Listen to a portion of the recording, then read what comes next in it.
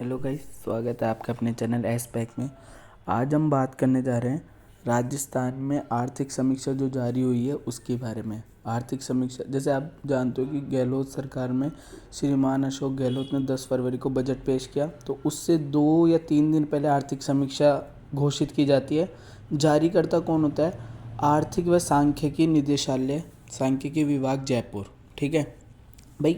Budget और आर्थिक समीक्षा में अंतर क्या है? देखो, अभी जो वित्त वर्ष है, जैसे 1 अप्रैल से 31 मार्च तक चलता है, तो इसके लिए जो भी घोषणाएं करनी है, फंड आवंटित करना है, क्या कार्य होंगे, आगे जो भी घोषणाएं होती है वो तो कहलाता है बजट। ठीक है ना। और बजट हमेशा आगे वाले साल को होता है। जैसे अब जो बजट घोषित है वो है 1 अप्रैल 2023 से 31 मार्च 2024 तक। जबकि आर्थिक समीक्षा जो होती है, ये घोषणाएं कितनी पूरी की जा चुकी है, जैसे पिछले साल भी ऐसी घोषणा हुई होगी, और वो अब तक कितना काम हो चुका, कितने लक्ष्य पूर्ण कर लिए गए, वो आर्थिक समीक्षा है।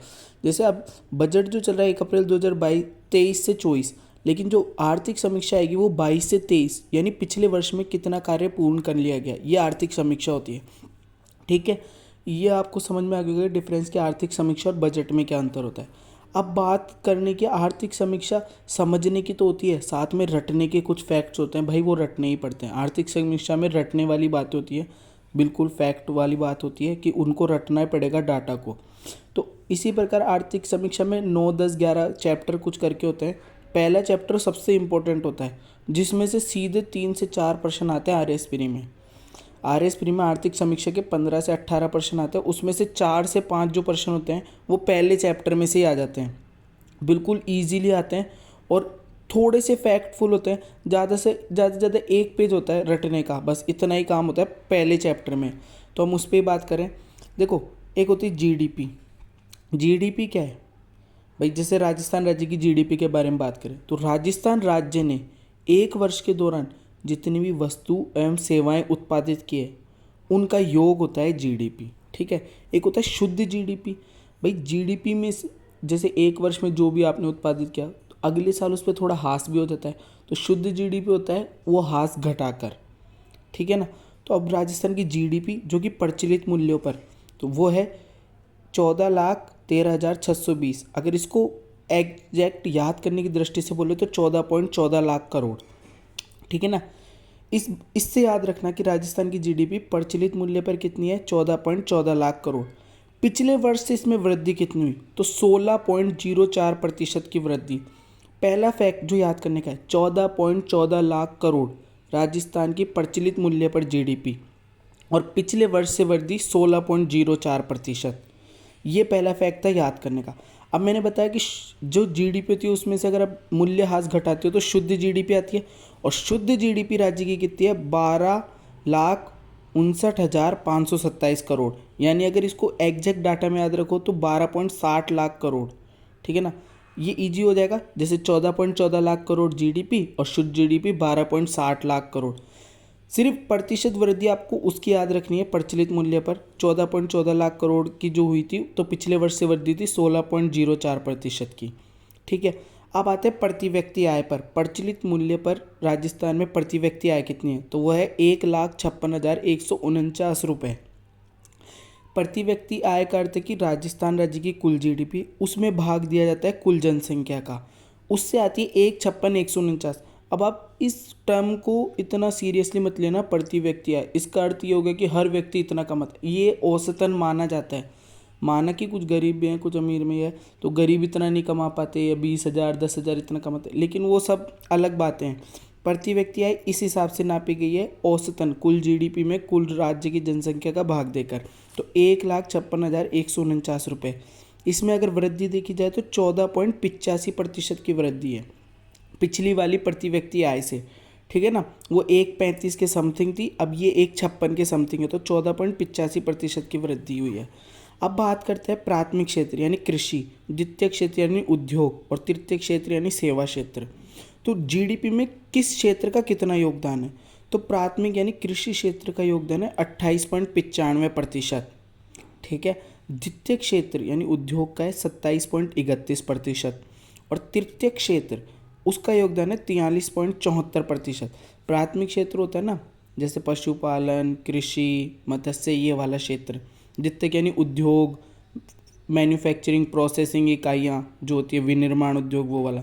और सेवा क्षेत्र यानी बैंकिंग, बीमा, जो अपन सिविल सर्वेंट, ये जो भी होते हैं वो सेवा क्षेत्र में आते हैं। तो ये हो गया। तो अब जो मेन फैक्ट ये आते हैं इसमें 4 ही हैं भाई, प्रचलित मूल्यों पर और उसमें वृद्धि, उसके बाद शुद्ध जीडीपी, ठीक है, उसके बाद प्रति व्यक्ति आय, और उसके बाद चौथा है कि तीनों सेक्टरों का योगदान कितना है भाई, 28.95, 27.31 और 43.74। यानी अगर देखा जाए तो एग्जैक्ट याद रखना चाहो तो भाई ये 28 है, ये 27 है और ये 43 है। अब आगे बात करते हैं स्थिर कीमतों पर। तो राज्य की जीडीपी स्थिर कीमतों पर बात करते हैं। स्थिर कीमतों का आधार वर्ष है 11-12, यानी कहने का अर्थ है कि 11-12 की तुलना में अभी कितनी जीडीपी में क्या है, वृद्धि क्या है, कितना क्या है, ठीक है। जो प्रचलित कीमत होती है वो तो महंगाई के हिसाब से होती है। प्रचलित कीमत वाली जीडीपी हमेशा आपको ज़्यादा मिलेगी, जबकि स्थिर वाली थोड़ी कम मिलेगी, ठीक है ना। तो स्थिर कीमतों के आधार पर देखेंगे तो 7,99,449 करोड़ रुपए।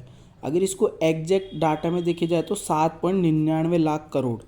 ऐसे याद रखना कि स्थिर कीमतों पर कितनी है, 7.99 लाख करोड़। वृद्धि कितनी हुई इसमें, 8.19% की वृद्धि। कितनी वृद्धि हुई, 8.19। जबकि प्रचलित पे थी 14.14 लाख करोड़ और वृद्धि थी 16.04% की। इसमें है 7.99 लाख करोड़ और वृद्धि 8.19% की।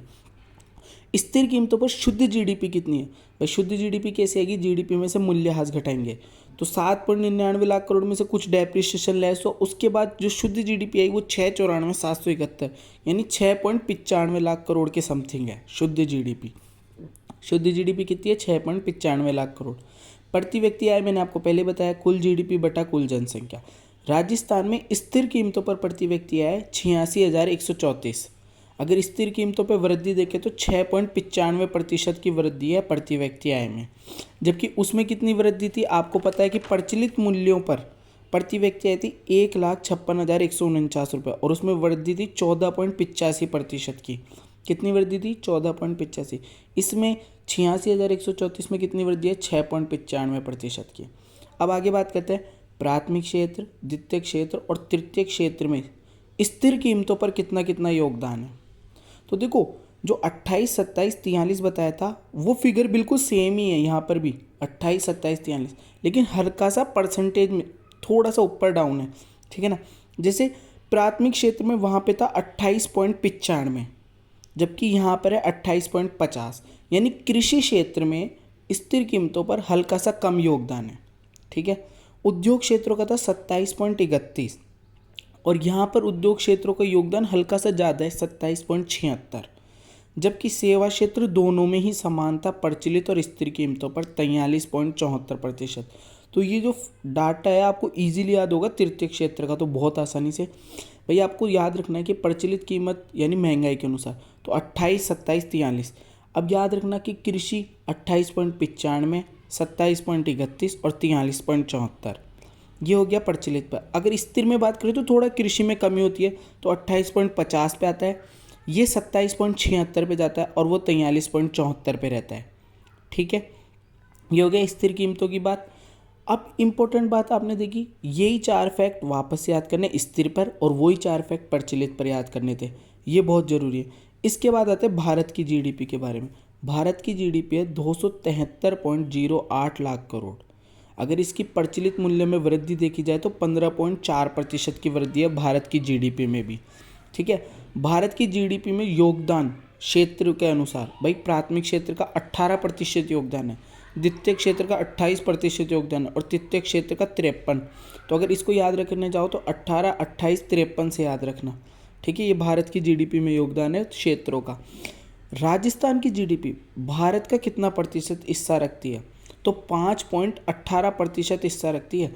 ये जो प्रश्न है एक बार RS प्री में पहले भी आ चुका है ऐसा प्रश्न।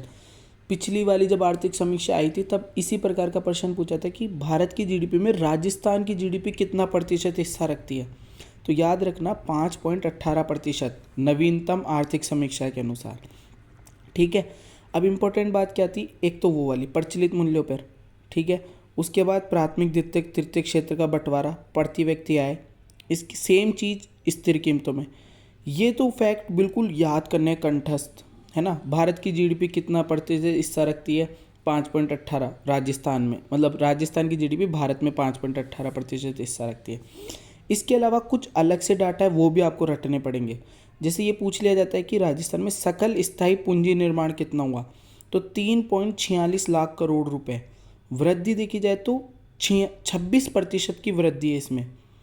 जीडीपी का कितना हिस्सा रखती है ये, 28.47% हिस्सा रखती है सकल स्थायी पूंजी निर्माण। इसी प्रकार कुल खाद्यान्न उत्पादन कितना हुआ राजस्थान में, तो ये हुआ 253.99 लाख मैट्रिक टन। ये भी डाटा याद रखने का है, रटने का है बिल्कुल। कुल ऊर्जा क्षमता कितनी हुई, तो 23,847 मेगावाट। अधिष्ठापित क्षमता बोलते हैं ना, ऊर्जा की अधिष्ठापित क्षमता, वो है ये 23,847 मेगावाट। वाणिज्यिक बैंकों की साख, तो वो है 4.41 लाख करोड़ रुपए। ठीक है।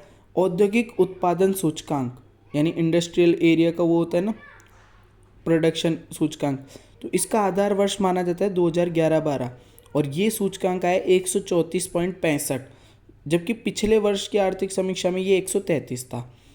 थोक मूल्य सूचकांक है 388.29, इसमें वृद्धि हुई है 4.60% की। आधार वर्ष क्या था इसका, 1999-2000, यानी कोई चीज़ 1999-2000 में 100 रुपये पे आती थी थोक मूल्य में, वो आज 388 रुपये में होगी, मतलब महंगाई के अनुसार बताया गया ये। तो ये मुद्रा स्फीति का सूचक है, थोक मूल्य सूचकांक मतलब WPI, और CPI यानी कंज्यूमर प्राइस इंडेक्स यानी उपभोक्ता मूल्य सूचकांक, ये दोनों मुद्रा स्फीति के सूचक हैं। तो ये आर्थिक समीक्षा का पहले चैप्टर का सार था, मतलब जो वृहद आर्थिक प्रवृत्ति होती है, जो पूरा वित्तीय का लेन देन बताता है, कितना क्या उत्पादन, क्या पूरी जो बात थी ये इसमें थी। तो ये जो फैक्ट है ये सभी रटने के हैं। तो इस वीडियो में इतना ही, धन्यवाद। अगर वीडियो में दिया गया कंटेंट आपको बिल्कुल सही लगा हो तो वीडियो को लाइक कर देना और चैनल को सब्सक्राइब कर देना।